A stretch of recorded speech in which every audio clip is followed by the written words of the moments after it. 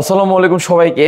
একটা সম্পূর্ণ একটা ব্যতিক্রমধর্মী একটা প্রশ্ন পেলাম, সেটা হচ্ছে সম্ভবত হাজী দানেশ সায়েন্স অ্যান্ড টেকনোলজি ইউনিভার্সিটিতে এসেছে। এটা 24-25 সেশন অর্থাৎ একদম রিসেন্টলি একটা প্রশ্ন এসেছে। এই প্রশ্নতে একটু টুইস্ট আছে, একটু খেয়াল করো। তোমাকে নোডাল তলের কথা বলা হচ্ছে। এখানে নোডাল তল কয়টি প্রশ্ন করেছে, নোডাল তল তলের কথাও জিজ্ঞেস করেছে। তুমি একটু চিন্তা করো, তলের কথা যদি চিন্তা করো তাহলে তলটা হচ্ছে একটা কল্পনা করো। নোড মানে হচ্ছে খালি জায়গা, যে জায়গাতে ইলেকট্রন পাওয়ার সম্ভাবনা 0% বা ইলেকট্রন পাওয়ার সম্ভাবনা নাই। তার মানে অরবিটালে যে স্থানে ইলেকট্রন পাওয়ার সম্ভাবনা 0 তাকে নোড বলে। আর নোড বরাবর যদি কোনো তল কল্পনা করা হয় সেটাকে নোডাল তল বলে।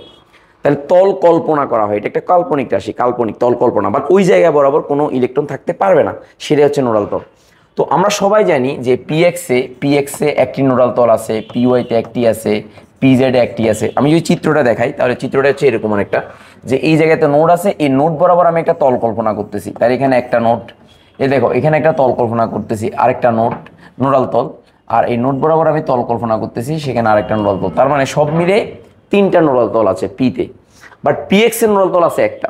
দ্যাটস দ্য এখানে সবচেয়ে ফ্যাক্টর তোমাকে বলেছে, যে তোমাকে প্রশ্নে জিজ্ঞেস করেছে যে নোডাল তল কোনটি, তোমাকে জিজ্ঞেস করেছে। অ্যাকচুয়ালি নোডাল তল কয়টি জিজ্ঞেস করে না, নোডাল তল কোনটি জিজ্ঞেস করেছে। তো একটু সাইকোলজি খাটাও। যেহেতু এক্স অক্ষ বরাবর এটা, তাহলে এক্স অক্ষে তলটা কল্পনা করা যাবে না।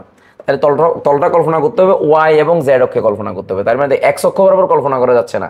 এই যে ওয়াই অক্ষ এবং জেড অক্ষ বরাবর, যে ওয়াই অক্ষ এবং জেড অক্ষ বরাবর আমি কল্পনা করতেছি।